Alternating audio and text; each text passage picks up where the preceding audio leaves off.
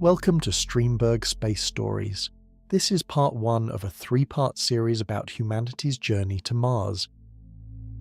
In this first episode, we will not talk about rockets. We will not talk about launch windows or the spectacle of fire and thrust that lifts spacecraft into orbit. Instead, we will begin with something far quieter and in many ways far more important. We will begin with the preparation. Before you listen further, take a moment to settle in. Adjust your headphones if you need to. Let the outside world recede. This is a story that unfolds slowly, not across the blackness of space, but in laboratories and greenhouses, in sealed chambers and simulated deserts, in the careful, unglamorous work that must come before any human being can set foot on another planet. Somewhere in the high desert of southern Utah, a narrow dirt road winds between low sandstone ridges. The landscape is rust-coloured and dry, and from a distance it could almost pass for the surface of Mars. At the end of this road sits a small white cylinder with a rounded top, no bigger than a modest apartment. Inside, a crew of 6 has been living for 2 weeks. They wake at the same time each morning. They eat meals from sealed containers. They communicate with the outside world only through messages that are deliberately delayed by 20 minutes in each direction.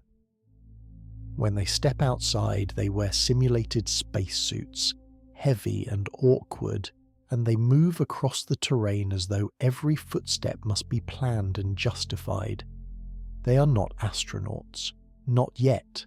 They are volunteers, researchers, engineers, and the habitat they occupy is not a spacecraft, it is a question posed in physical form. That question, are we ready, is what this episode is about. Not the engineering of vehicles, but the engineering of survival. Not the act of departure, but the immense and largely invisible labour that must come before departure is even thinkable. Going to Mars has always been framed as a problem of propulsion. How do we get there? But the deeper problem, the one that has occupied thousands of scientists and engineers for decades, is a different question entirely. It is not how do we get there. It is how do we stay alive once we arrive. And more than that, how do we remain human? There is quiet misconception at the heart of most public conversations about Mars. It assumes that the main obstacle is distance. That if we could simply build a fast enough rocket, the problem would be solved. But distance is only the beginning. Every additional day of a Mars mission introduces a cascade of challenges that have nothing to do with engines or trajectories. The atmosphere of Mars is less than 1% the density of Earth's. The average surface temperature is around -60 degrees Celsius.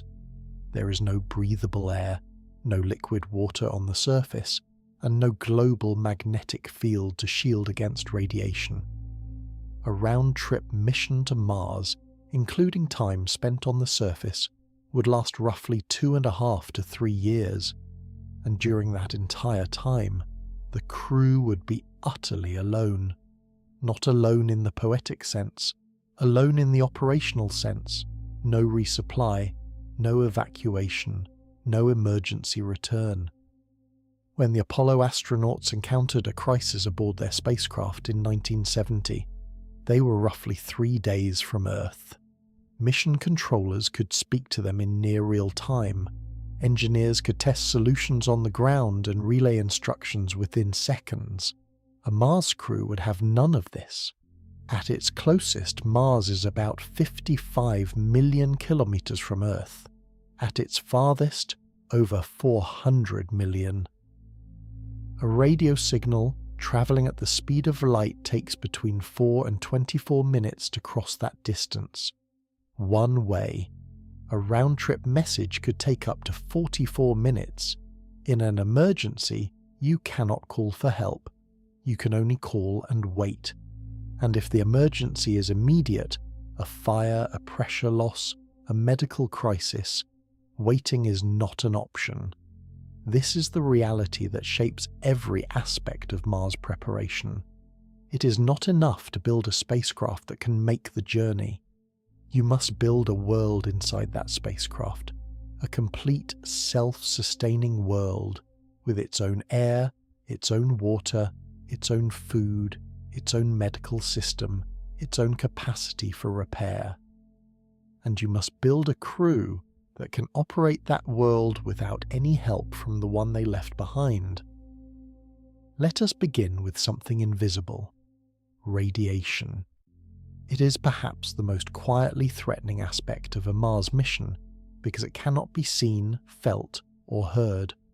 On Earth, we are shielded from the worst of cosmic radiation by two things: the planet's magnetic field, which deflects charged particles streaming from the sun and from deep space, and the atmosphere, which absorbs much of what remains. Together, these form a protective envelope so effective that most people never think about it. A day spent outdoors on Earth exposes you to a radiation dose so small it barely registers. A single day in deep space is roughly equivalent to an entire year of radiation exposure on Earth's surface. There are two primary sources of radiation concern for a Mars mission. The first is galactic cosmic rays, extremely high-energy particles that originate from outside our solar system, accelerated by supernovae and other violent astrophysical events. These particles travel at close to the speed of light and can penetrate the hull of a spacecraft, passing through metal, through equipment, through human tissue. Unlike the low-energy radiation we encounter on Earth, galactic cosmic rays are biologically potent. They can damage DNA, disrupt cellular function, and increase the long-term risk of cancer, cardiovascular disease, and cognitive decline. The NASA twin study, which compared astronaut Scott Kelly with his identical twin Mark after a year aboard the International Space Station, revealed measurable changes in gene expression, immune response, and chromosomal structure, and the station orbits within the relative protection of Earth's magnetosphere. A Mars crew would have no such protection. The second source of concern is solar particle events. Sudden bursts of radiation emitted during solar flares and coronal mass ejections. These events are unpredictable and can deliver high doses of radiation in a matter of hours. On the International Space Station, mission controllers monitor space weather constantly. If a solar storm is detected, astronauts can move to more shielded areas of the station or even adjust its altitude. On the way to Mars, those options narrow considerably. A spacecraft in deep space cannot change course quickly. It cannot dock at a safe harbour. A dedicated storm shelter, lined with hydrogen-rich materials or water, could reduce exposure, but it adds mass, and mass is one of the most constrained resources in any spaceflight mission. Mars itself offers only partial refuge. The planet lost its global magnetic field billions of years ago, likely as its core cooled and its internal dynamo failed. What remains is a patchwork of weak, localized magnetic fields embedded in the crust, remnants of a time when Mars may have been more hospitable. Without a planetary magnetosphere, the Martian atmosphere is the only barrier between the surface and incoming radiation, and that atmosphere is thin, roughly 1% the density of Earth's at sea level. The Curiosity rover, which has been measuring surface radiation since 2012, recorded an average dose of about 0.64 millisieverts per day over the course of a 500-day surface stay. That alone would add a substantial fraction to an astronaut's lifetime radiation exposure. There is a quiet irony in the nature of this threat. The most dangerous particles, the heavy ions among galactic cosmic rays, nuclei of iron and silicon and carbon stripped of their electrons, and accelerated to tremendous energies, are so penetrating that conventional shielding can actually make things worse. When a heavy ion strikes a metal hull, it can fragment, producing a shower of secondary particles that spreads the radiation dose rather than containing it. This is why researchers have turned to hydrogen-rich materials, water, polyethylene, and specially engineered composites, as more effective shields. Hydrogen nuclei, being small and light, are better at absorbing energy from incoming particles without generating harmful secondary radiation. But even the best passive shielding adds mass, and every additional kilogram launched from Earth carries an enormous cost. The total radiation dose for a round-trip Mars mission, including transit and surface time, has been estimated at several hundred millisieverts, depending on solar activity, shielding, and mission duration. Central estimates for radiation-induced mortality risk on such a mission approach 5%, with upper confidence bounds significantly higher. These are not comfortable numbers, and they underscore the importance of research that is still underway into better shielding materials, into pharmaceutical countermeasures that might protect cells from radiation damage, and into the possibility that habitats on Mars could be constructed underground or within lava tubes where the surrounding rock would provide natural shielding. A recent study found that just 1 to 1.5 meters of Martian regolith could reduce annual radiation exposure to levels comparable to some occupational limits on Earth. The planet itself may hold part of the solution, but first we must understand the problem well enough to build around it. There are more speculative avenues of research too. Some scientists have explored whether induced torpor, a state resembling hibernation, could reduce the biological impact of radiation exposure during the months of deep space transit. In animals that hibernate naturally, torpor activates a suite of protective biochemical processes. Metabolism drops, DNA repair mechanisms become more efficient, and cellular damage is reduced. If such a state could be safely induced in humans, it might not only lower radiation vulnerability but also reduce the consumption of food, water and oxygen, and potentially ease the psychological burden of the journey. The research is far from clinical application, but it represents the kind of lateral thinking that a problem this large demands. In September 2024, the Polaris Dawn mission briefly reached the inner edge of the Van Allen radiation belt, exposing 4 private astronauts to the highest radiation levels experienced by humans since the final Apollo mission in 1972. Though still well within the relative safety of near-Earth space, the mission provided a rare opportunity to measure radiation exposure at altitudes that no crew had visited in over half a century. The data gathered will inform future mission planning, but it also served as a reminder of how little direct experience we have with the radiation environment beyond low Earth orbit. Since the Apollo era, only 24 human beings have left the protective shield of Earth's magnetosphere. The next crew to do so will face that environment not for days, but for years. Radiation can be shielded against, at least in part. But the next challenge is more fundamental. It is the challenge of keeping human beings alive inside a sealed container, far from any source of fresh air, fresh water, or resupply. On the International Space Station, the Environmental Control and Life Support System, known by its abbreviation ECLSS, performs this task every day. It removes carbon dioxide from the cabin air, generates oxygen through electrolysis of water, recovers moisture from the atmosphere, and recycles urine and wastewater into drinkable water. The system is remarkable, but it is not fully closed. The station still receives regular resupply missions, consumables, food, replacement filters, chemical reagents, are launched from Earth every few months. Water recovery on the station operates at roughly 90% efficiency, which sounds impressive until you realize that the remaining 10% must be replenished from the ground. For a Mars mission, resupply is not an option. Once the spacecraft leaves Earth orbit, it carries everything it will need for the duration of the journey. If the life support system loses 10% of its water per cycle, that loss compounds. Over 2.5 years, it becomes catastrophic.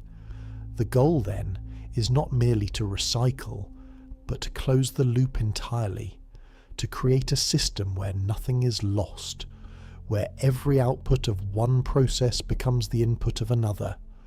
Waste becomes fertilizer, exhaled carbon dioxide becomes oxygen, humidity becomes drinking water. This is the principle of a bioregenerative life support system, a system that does not merely filter and recover, but grows and regenerates. Consider, for a moment, the scale of what must be provided. A single human being requires roughly 840 grams of oxygen per day to breathe. They exhale roughly 1 kilogram of carbon dioxide. They need between 2 and 3 liters of drinking water, and another liter or more for food preparation and hygiene. They produce sweat, urine, and solid waste, all of which must be processed and reincorporated into the system. Multiply this by 4 to 6 crew members and by roughly 1,000 days, and the total resource budget of a Mars mission becomes staggering. Launching all of that water, all of that oxygen, all of that food from Earth's surface would require a spacecraft of impractical mass. The only viable alternative is to recycle almost everything and to supplement what cannot be recycled from local resources. The European Space Agency has been developing one such system for decades, called MELISSA, the Microecological Life Support System Alternative. It uses a chain of biological and chemical processes to recycle air, water, and nutrients. At its heart are living organisms, bacteria that break down waste, algae that absorb carbon dioxide and produce oxygen, and higher plants that provide both atmospheric regulation and food. In theory, a mature version of this system could sustain a crew indefinitely, with minimal external inputs. In practice, the engineering is extraordinarily complex. Biological systems are dynamic. They fluctuate. They respond unpredictably to changes in temperature, light, microbial load, and nutrient concentration. Managing them requires constant monitoring and the kind of subtle, adaptive intervention that remains difficult to automate. In 2021, the Perseverance rover carried a small experiment called MOXIE, the Mars Oxygen In Situ Resource Utilization Experiment. About the size of a car battery, MOXIE used solid oxide electrolysis to extract oxygen from the carbon dioxide that makes up roughly 95% of the Martian atmosphere. Over 16 runs, it produced a total of 122 grams of oxygen at purities above 98%. That is a tiny amount, enough to sustain a small dog for about 10 hours. But the significance was not in the quantity, it was in the proof of concept. For the first time, a machine on another planet had produced a usable resource from the local environment. A scaled-up version of this technology, operating continuously for over a year, could generate the roughly 25 metric tons of oxygen needed to launch a crew back to Earth. The local air of Mars, though unbreathable, might yet be made to serve. NASA formally committed in December 2024 to using nuclear fission power for its first crewed Mars surface missions, the first of 7 key architecture decisions for human exploration of the Red Planet. The choice is driven by necessity. Mars receives less than half the sunlight that Earth does, and global dust storms can blanket the planet for weeks, reducing solar output to a fraction of its already modest levels. The InSight lander, which relied on solar panels, was ultimately claimed by dust accumulation. Nuclear reactors, by contrast, operate independently of sunlight, dust, or season.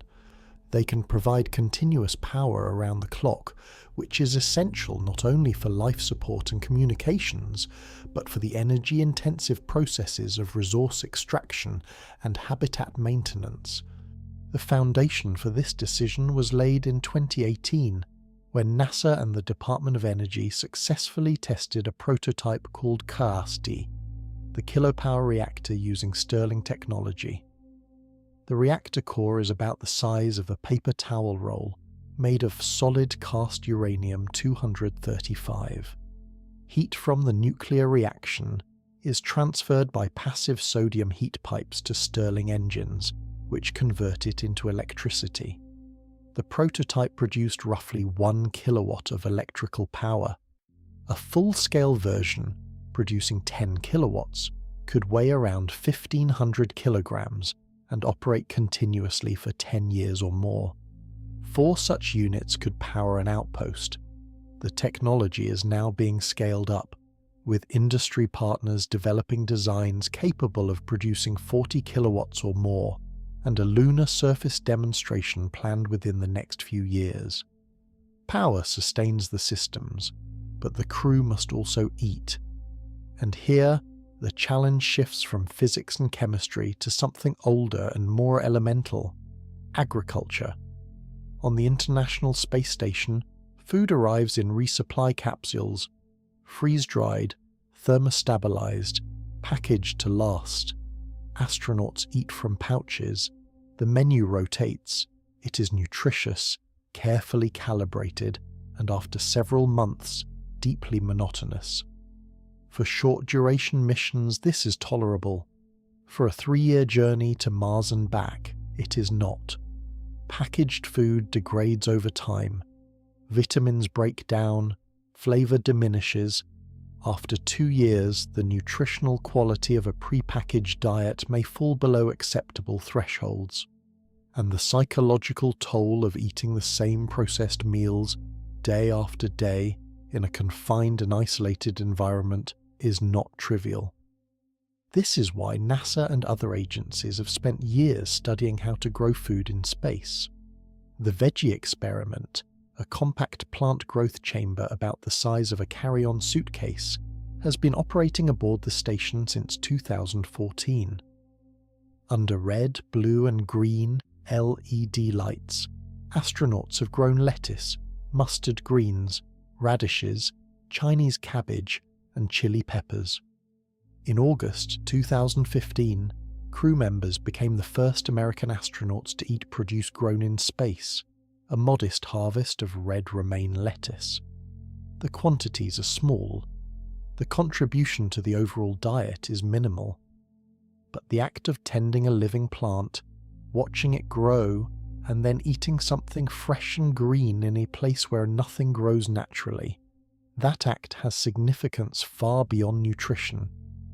On Earth, the Eden ISS greenhouse in Antarctica has demonstrated that meaningful quantities of food can be grown in extreme, isolated conditions. Operating through the polar winter, when temperatures drop below -40 degrees, the greenhouse produced over 400 kilograms of fresh vegetables, lettuce, cucumbers, tomatoes, herbs, in a growing area of just 13 square meters. The results showed that a small, carefully managed hydroponic system can meaningfully supplement the diet of an isolated crew. But scaling this to a Mars mission introduces new variables. Gravity on Mars is only 38% of Earth's. The effects of reduced gravity on root development, water transport, and plant hormone signaling are not yet fully understood. Pollination, which on Earth is often performed by insects or wind, must be done by hand or by carefully designed air currents in a sealed environment. And every litre of water used for plants is a litre diverted from other systems. NASA's Deep Space Food Challenge, launched in collaboration with the Canadian Space Agency, has sought innovative solutions to this problem. Among the finalists were systems that cultivate edible fungi, grow microgreens using minimal resources, and produce protein from bioreactors. The winning designs share a common philosophy. They seek to maximize nutritional output while minimizing the inputs of water, energy, and crew time. A Mars crew will not have the luxury of tending a large garden. Every hour spent on food production is an hour not spent on maintenance, science, or rest. The food system must be efficient, reliable, and at least partially automated. It must also produce food that people actually want to eat, because morale on a mission this long is not a luxury, it is a survival requirement. There is a further complication that is easy to overlook. The pre-packaged food that would form the backbone of the crew's diet must have a shelf life of at least 5 years, accounting for the time food spends in storage before launch, during transit, and on the Martian surface. Current space food technology, as used on the International Space Station, is designed for a shelf life of roughly 18 months to 2 years. Beyond that, vitamins degrade, particularly vitamin C, B1, and folate, and the nutritional profile of the food shifts in ways that could leave the crew deficient in critical nutrients. NASA's Human Research Program is actively evaluating methods to extend shelf life, including modified packaging, cold storage, and the reduction of water content in packaged meals. But each of these approaches involves trade-offs in mass, power, or palatability. The food system, like everything else on a Mars mission, is a negotiation between what is ideal and what is possible. And this brings us to the dimension of Mars preparation that receives the least public attention, but may matter the most: the human mind. The history of space exploration is, in many ways, a history of psychological endurance. Astronauts on the International Space Station live in a volume roughly equivalent to a 6-bedroom house, with a crew of 6 or 7, for missions lasting 4 to 6 months. They have windows, they have access to the internet, they can video call their families, they can see Earth below them, vast and blue, a constant reminder that home is close. Even so, they report sleep disturbances, irritability, periods of low motivation, and the subtle erosion of social connection that comes from living in a confined space with the same small group of people. A Mars crew would face all of this, amplified by distance and duration. The spacecraft is smaller, the crew is fewer, perhaps 4 to 6 people. The mission is longer, not months, but years. And at a certain point in the journey, Earth will no longer be visible as anything more than a pale dot among the stars. The psychological literature calls this the overview effect in reverse. The moment when the familiar world shrinks to insignificance, and the astronaut is left with the full weight of their isolation. It is one thing to know intellectually that you are far from home. It is another to look out a window and see nothing recognizable. The Mars 500 experiment conducted in Moscow between 2010 and 2011 confined a crew of 6 men inside a sealed facility for 520 days, the approximate duration of a round-trip Mars mission. The habitat was roughly 550 cubic meters, comparable to a spacecraft with interconnected modules. The crew followed structured daily routines, carried out simulated experiments, and communicated with the outside world through deliberately delayed messages. The results were revealing. Sleep patterns deteriorated. 4 of the 6 crew members experienced disruptions to their circadian rhythms, with one shifting to a 25-hour sleep cycle. chronic sleep deprivation set in. Operational errors increased. One crew member showed signs consistent with depression, and yet, remarkably, the crew also showed resilience. Conflict was minimal. Cooperation was sustained. The desire for social contact actually increased over the course of the mission, a finding that contradicted earlier concerns about withdrawal and isolation. The experiment suggested that with the right crew selection and the right support structures, human beings can endure prolonged confinement without catastrophic psychological breakdown. But it also revealed how narrow the margin is. A single poorly chosen crew member, a single unresolved interpersonal conflict, a single extended period of monotony without relief, any of these could shift the balance. NASA's CHAPEA program, the Crew Health and Performance Exploration Analog, is the most current and most rigorous attempt to study these dynamics.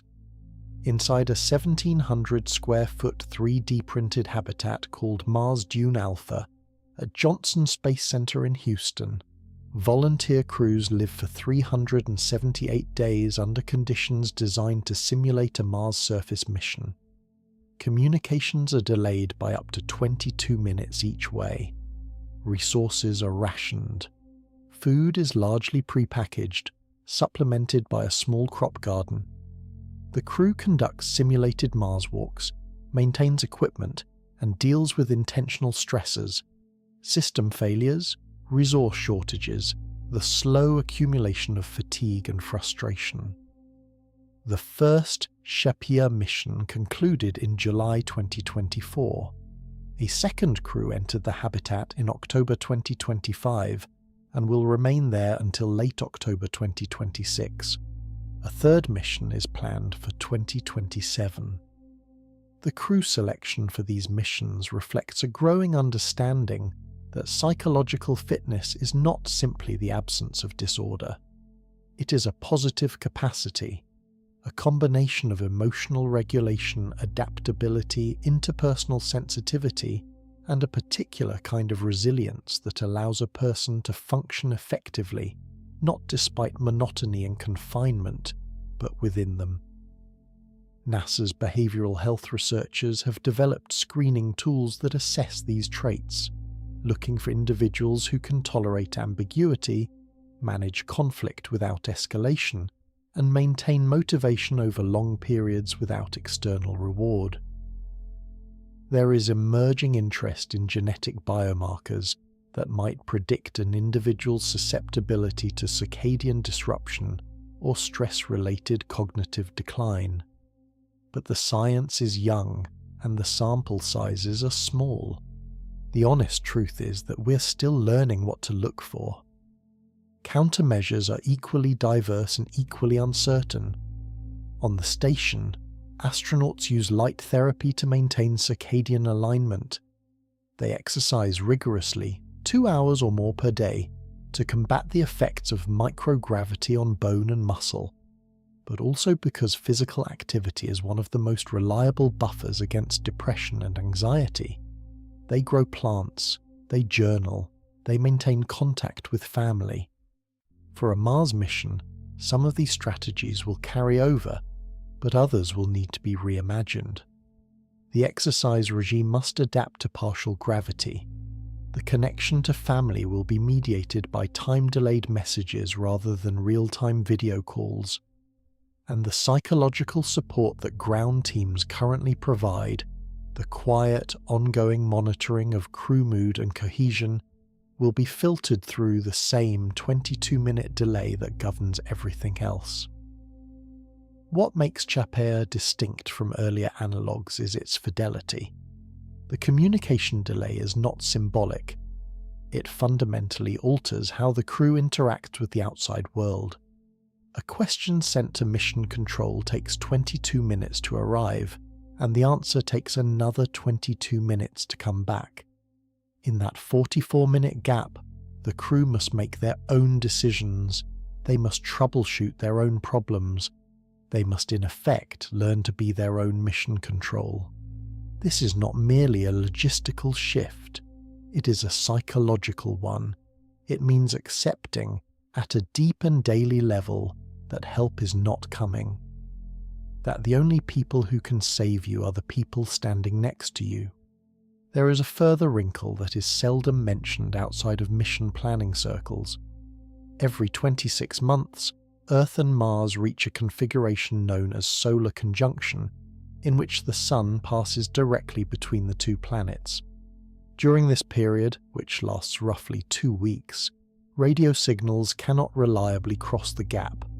They are absorbed, scattered, or distorted by charged particles in the solar corona. For a crew on Mars, this means a full communications blackout.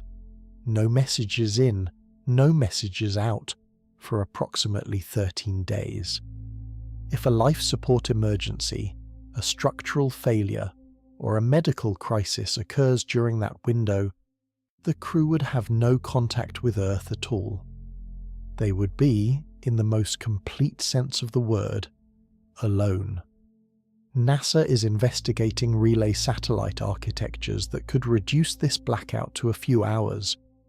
But for the foreseeable future, solar conjunction remains a fixed feature of the mission timeline, a period of enforced silence that must be planned around, prepared for, and endured. The communication delay is not just a psychological burden, it is an operational constraint that reshapes every aspect of how a Mars mission must function. On the International Space Station, a ground team of hundreds monitors the spacecraft around the clock. If an anomaly occurs, a cooling loop failure, an air leak, a power fluctuation, engineers on the ground can diagnose the problem and relay instructions within seconds. NASA's retrospective analyses reveal that unanticipated anomalies occur at a rate of roughly 1.7 per year on the station. Each of these is resolved through close collaboration between crew and ground support, often in real time. On a Mars transit vehicle, this collaboration breaks down. A recent NASA study reimagined one of the station's actual emergencies, a cooling loop failure that took 4 shifts of operators and engineers to resolve and eventually required an extravehicular activity to replace a pump module, within the context of a 20-minute one-way communication delay. In that scenario, the 4 crew members aboard would need to pass roughly 30 simultaneous alarms, initiate pump restart procedures, and begin troubleshooting, all before Earth even knew something had gone wrong. The study concluded that for round-trip delays beyond roughly 10 minutes, the ground's ability to continuously manage the state of the vehicle effectively ceases. Tactical activities must shift entirely to the crew. Nowhere is this autonomy more consequential than in medicine. A Mars crew will not include a full surgical team or a hospital. The most likely medical profile is a crew physician with broad training but limited specialization, supported by diagnostic equipment, a pharmacy of essential medications, and increasingly sophisticated decision support tools. If a crew member develops appendicitis, or suffers a bone fracture from the reduced gravity environment, or experiences a cardiac event, the response must come from within. Remotely operated robotic surgery has been explored, but any communication lag greater than 100 milliseconds introduces a perceptible delay that could compromise outcomes. At 20 minutes one way, remote surgery is not feasible. This means the crew must be trained not just as scientists and engineers, but as medics. They must be capable of performing emergency procedures, managing chronic conditions, and making life or death decisions without external consultation. And they must do this in an environment where the physiological effects of spaceflight, bone density loss, muscle atrophy, fluid redistribution, immune suppression, have already made the human body more fragile than it would be on Earth. Astronauts lose roughly 1 to 2% of their bone mineral density per month in microgravity, despite rigorous daily exercise. On Mars, where gravity is only a third of Earth's, the rate of loss is unknown. The crew may arrive on the Martian surface in a state of reduced physical resilience, precisely when the demands on their bodies increase. Artificial intelligence may offer a partial solution. Onboard diagnostic systems trained on vast datasets of medical imaging and clinical outcomes could assist the crew in identifying conditions, recommending treatments, and monitoring recovery. AI-driven decision support tools could walk a non-specialist crew member through a complex surgical procedure, step by step, adjusting in real time based on visual feedback. This is not science fiction. Similar systems are already in development for remote and underserved medical settings on Earth. But relying on AI for life or death medical decisions in a place where no second opinion is available raises its own set of questions about trust, accountability, and the limits of automation. The crew will need to understand these tools well enough to use them wisely, and to override them when necessary. In the end, the human being remains the final decision maker, and the weight of that responsibility, carried across months and years of isolation, is itself a form of stress that must be anticipated and managed.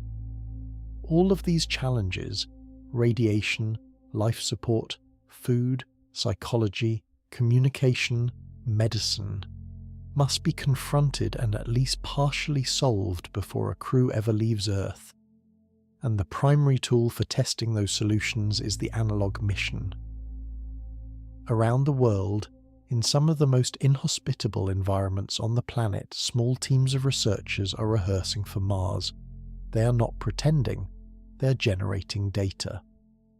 In the high Arctic, the Lunark mission placed 2 researchers inside a small, ergonomically designed habitat in northern Greenland for 61 days. They lived and worked in close proximity, far from any support, communicating with the outside world only through brief satellite messages. In the deserts of southern Utah and northern Arizona, the Mars Desert Research Station and NASA's Desert Rats program have conducted hundreds of simulated surface operations, testing rover designs, spacesuit mobility, geological sampling procedures, and the communication protocols that would govern a real Mars mission. In underwater habitats off the coast of Florida, NASA's NEMO missions have used the unique environment of the ocean floor, where real physical danger and isolation coexist, to study how crews perform under delayed communication conditions. What these analog missions share is a commitment to fidelity. The more closely a simulation resembles the real thing, the more useful the data it produces. This is why Shapir includes communication delays. It is why Mars 500 lasted 520 days. It is why Antarctic researchers at stations like Concordia and Neumayer spend entire winters in darkness and isolation, unable to leave or be resupplied, their experience providing data on circadian disruption, group dynamics, and the slow psychological adaptation to confinement. Concordia Station, operated jointly by France and Italy, on the Antarctic plateau at an altitude of over 3,000 meters, is sometimes called White Mars. During the winter months, temperatures drop below -80 degrees Celsius. The sun does not rise for more than 3 months.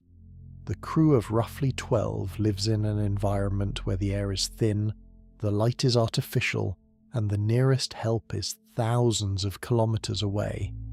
It is the closest thing on Earth to the isolation of a Martian outpost. Each of these environments captures a different facet of what a Mars mission would demand. The desert captures terrain and operational procedure. The underwater habitat captures real physical danger. The polar station captures true isolation and the long psychological arc of confinement through darkness. Shapir captures the communication delay and resource limitations. None captures all of them, and that gap between the best simulation we can build and the reality we cannot yet reach is one of the deepest uncertainties in all of Mars preparation. Because the truth is that no analog mission, however rigorous, can fully replicate the one factor that makes Mars uniquely challenging: the impossibility of return. In every ground-based simulation, every underwater habitat, every polar station, there is a door. It may be sealed, it may be governed by rules and protocols, but it exists. In a genuine emergency, the crew can be evacuated. On the way to Mars, there is no door, there is no evacuation. The crew has made a decision that cannot be reversed for years, and the psychological weight of that irreversibility, the knowledge that you are committed absolutely and completely to a trajectory that takes you farther from safety with every passing day, is something no simulation can faithfully reproduce. This brings us to a distinction that is often discussed in engineering circles but rarely explored in public: the difference between technological readiness and human readiness. NASA uses a scale called the Technology Readiness Level, TRL, to measure how close a given technology is to operational use. A TRL of 1 means the basic principles have been observed. A TRL of 9 means the system has been proven in an operational environment. MOXIE, by producing oxygen on the surface of Mars, achieved TRL 9 for its specific technology. The kilopower reactor, having been tested under simulated conditions, sits at a lower level but is advancing steadily. For most of the technologies needed for a Mars mission, progress is measurable. Solar panels, nuclear reactors, water recycling systems, spacesuits, habitat modules, each of these can be prototyped, tested and improved according to clear engineering criteria, but there is no equivalent scale for human readiness. We do not have a reliable way to measure how prepared a person is, or a crew is, for the cumulative stress of a 3-year mission to Mars. We can screen for psychological resilience, we can train for emergencies, we can design habitats that maximize privacy and minimize friction. But we cannot fully test the interaction between all of these factors over the full duration of a real mission in advance. Some things will only be learned by doing, and that means the first crew to go to Mars will, in some meaningful sense, be an experiment in itself. There is a philosophical tension here that deserves attention. We want to minimize risk. We want to send people only when we are confident they will return safely. But Mars does not permit certainty. It does not offer the neat incremental progression that characterized earlier space exploration, from low orbit to higher orbit to the Moon, with each step only modestly more difficult than the last. Mars is a discontinuity. It is a leap in distance, duration, and isolation so large that it qualitatively changes the nature of the mission, and at some point the question shifts from "are we ready?" to "how ready is ready enough?" There is yet another dimension to this preparation that we've not yet discussed, and it concerns something deceptively ordinary: dust. Mars is a dusty world. Its surface is covered in a fine-grained regolith that is lofted into the atmosphere by winds, by temperature differentials, and by the simple act of walking or driving across it. This dust is not like Earth dust. It is electrostatically charged, abrasive, and rich in perchlorates, chemical compounds that are toxic to human biology. If inhaled, Martian dust could damage lung tissue. If ingested, even in trace amounts over time, perchlorates could disrupt thyroid function. Every time a crew member returns from a surface excursion and enters the airlock, they bring dust with them. Managing that contamination, keeping it out of the habitat's air supply, off food surfaces, away from sensitive equipment, is a problem that sounds mundane but has no simple solution. And then there are the dust storms themselves. Mars experiences regional and occasionally global dust events that can envelop the entire planet for weeks. During the 2018 global dust storm, the Opportunity rover's solar panels were so heavily coated that the vehicle could no longer generate enough power to operate, ending a mission that had lasted nearly 15 years. A habitat relying on solar power during such an event would face a severe energy crisis. This is one of the primary reasons NASA has chosen nuclear fission for Mars surface power.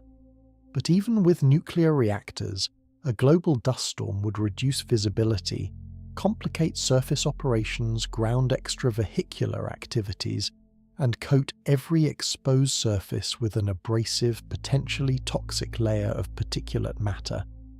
It is the kind of challenge that cannot be solved once. It must be managed continuously for as long as humans remain on the surface.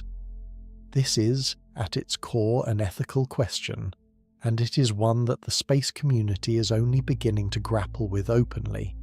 Who decides when the risk is acceptable? How much risk should an individual be allowed to assume in the service of exploration? And who bears the responsibility if something goes wrong?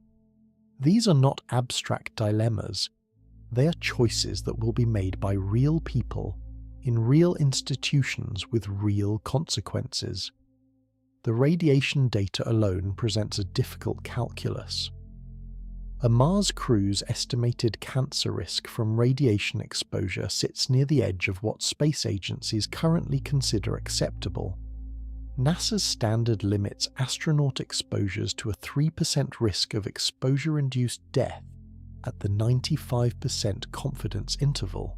A Mars mission may exceed that threshold.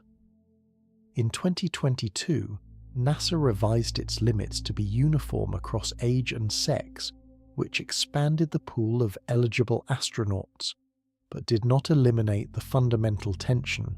The further we send people, the more radiation they absorb, and the less precisely we can predict the consequences. There are also questions of equity and representation. Who gets to go? The first Mars crews will almost certainly be drawn from the existing astronaut corps of major space agencies, highly trained, rigorously screened, and self-selected for tolerance of risk. But as the program matures, and commercial entities express interest in Mars missions, the criteria for crew selection may shift. Should civilians be allowed to accept higher risks than government astronauts? Should private companies be held to the same standards? Should the crew reflect the diversity of the species it represents, or should selection be purely meritocratic? These questions do not have easy answers, but they will need answers before the first mission launches, and there is a subtler ethical dimension that is rarely discussed. It concerns the crew's relationship to time. A 3-year absence from Earth is not merely a logistical inconvenience, it is a disruption of life. Relationships change, children grow, parents age, the world moves on. An astronaut who departs for Mars at 40 will return at 43, having missed years of irreplaceable human experience. They will have gained something extraordinary in exchange, but the trade is not symmetrical and it is not reversible.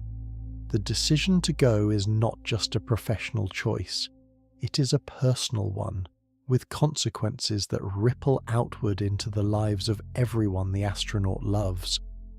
This is why the Moon has re-entered the conversation about Mars, not as a destination in its own right, though it is that, but as a proving ground.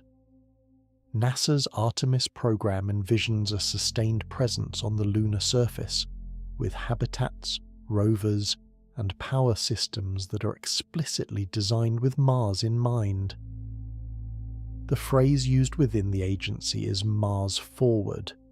meaning that every technology tested on the Moon should be relevant to the eventual Mars mission. A fission reactor demonstrated on the lunar surface can be adapted for Mars. A life support system proven in a lunar habitat can be scaled for a transit vehicle. A medical protocol refined during a 6-month lunar stay can inform planning for a 3-year deep space mission. The Moon offers something that no ground-based analogue can, a real extraterrestrial environment with real consequences, but one that is close enough to Earth, roughly 3 light seconds away, that near real-time communication and emergency evacuation remain possible. It is in effect a place to fail safely, to discover the flaws in a habitat design, or a spacesuit seal, or a crew rotation schedule, without the consequence of irreversibility.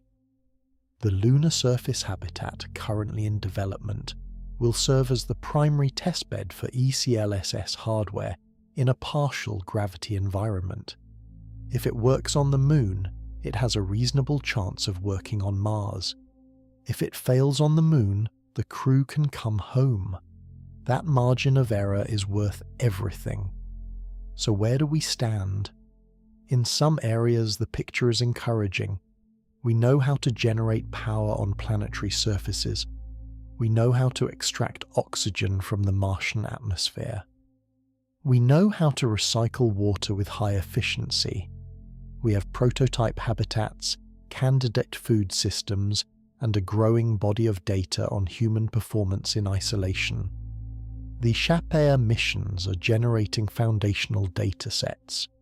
The nuclear fission power program is advancing through design and testing phases. Shielding strategies are being refined. Medical decision support tools, including artificial intelligence systems, are becoming more capable. There is a useful analogy for what uncontrolled destruction in orbit might look like, and it does not come from military history. It comes from ecology. When an invasive species is introduced to an ecosystem it was not designed for, the consequences are often slow to appear and impossible to reverse.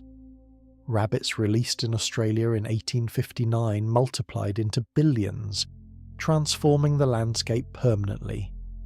Zebra mussels, introduced to the Great Lakes in the late 1980s, clogged water intake pipes, starved native species, and cost billions of dollars in damage. The brown tree snake, accidentally brought to Guam after the Second World War, drove most of the island's native bird species to extinction. In each case, the damage was done not by a single catastrophic event, but by a slow, compounding process that overwhelmed the system's ability to recover. That is the nature of debris in orbit. Each fragment is an invasive presence in a carefully balanced environment. Each collision introduces more, and unlike invasive species on Earth, orbital debris cannot be hunted, poisoned, or contained. It can only be avoided at increasing cost until avoidance is no longer feasible. Perhaps the deepest question raised by the prospect of war in space is not technical or strategic, but political. Who decides? The Artemis program, for all its delays and complexities, represents the nearest real-world testbed for many of these technologies. Artemis 3, the first planned crewed landing on the lunar surface since 1972, will provide early experience with surface operations in a partial gravity environment. Subsequent missions are expected to establish longer duration stays, with habitats, rovers, and power systems that feed directly into Mars mission architectures.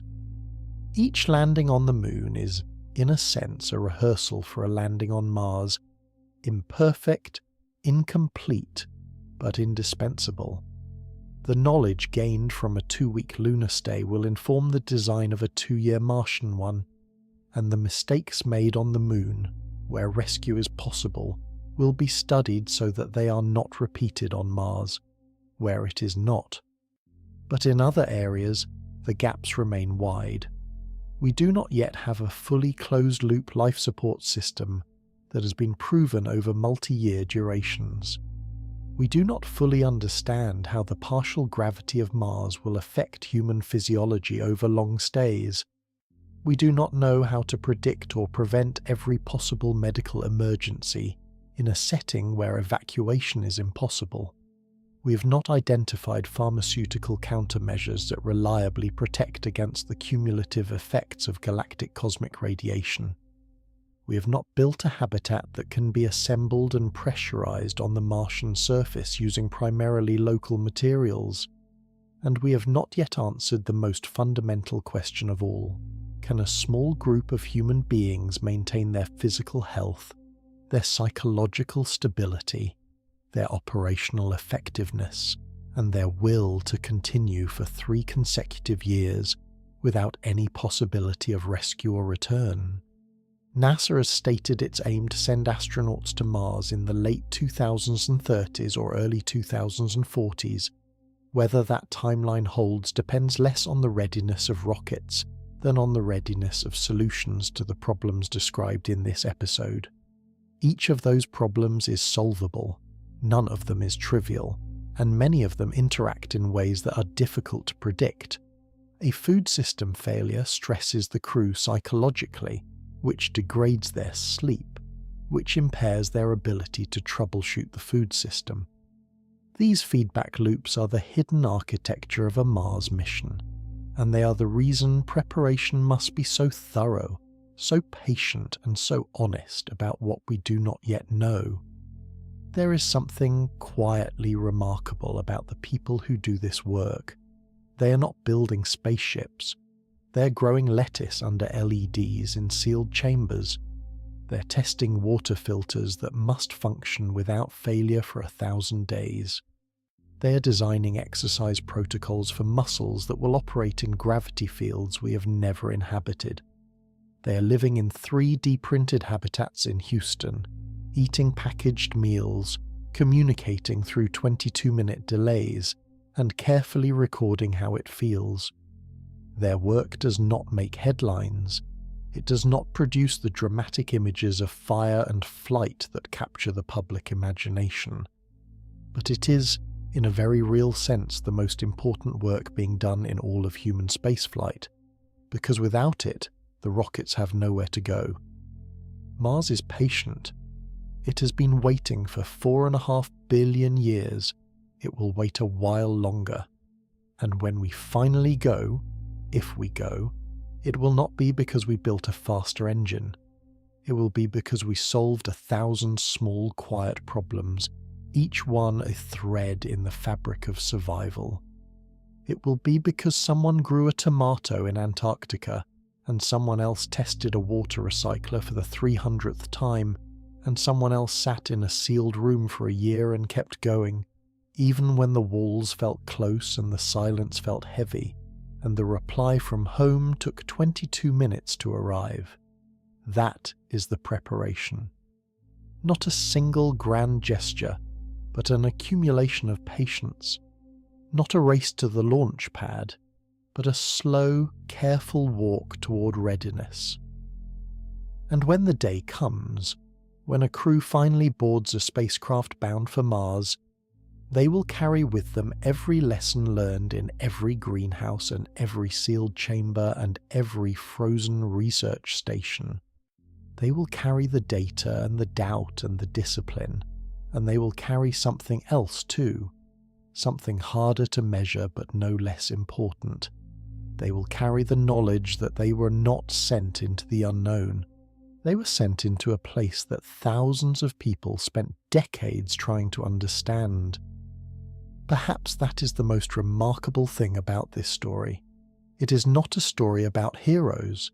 It is a story about patience, about the quiet conviction that a problem worth solving is worth solving well, even if the solution takes a generation.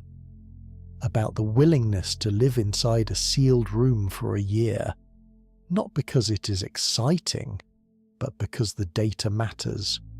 About the engineer who tests a water filter for the 1,000th time, the botanist who adjusts a grow light by a few nanometers, the psychologist who studies how people argue in confined spaces and what it means for their ability to work together the next morning. These are not the people who will be on the spacecraft, but without them, there is no spacecraft. In part 2 of this series, we will follow them. We will trace the journey itself, the long, quiet months of transit through deep space, the physics of the trajectory, the daily rhythms of life aboard a vessel moving between two worlds. But that story begins here. It begins with the preparation. It begins with the question that is being asked right now, in laboratories and habitats around the world, by people who may never set foot on Mars themselves, but who are doing everything they can to ensure that someone someday will. This has been Streamberg Space Stories. Thank you for listening. If you enjoyed this episode, part 2, The Journey, is waiting for you. And if you haven't already, subscribing means you won't miss part 3. Good night.